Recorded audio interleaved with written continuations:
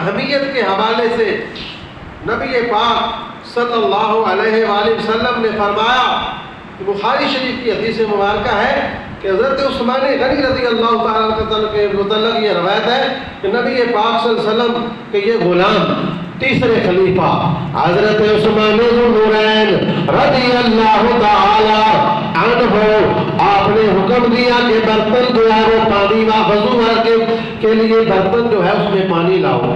وضو کے لیے پانی لایا گیا. عثمان ذو النورین نے وضو کیا.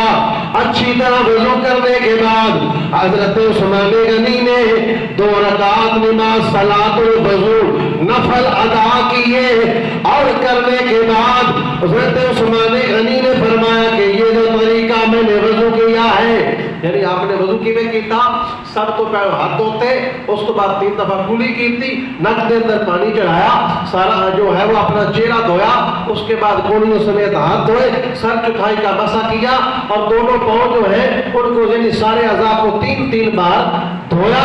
دھونے کے بعد آپ نے فرمایا کہ یہ وضو ہے رسول اللہ کا. جس طرح میں نے وضو کیا ہے یہ رسول اللہ کا وضو ہے.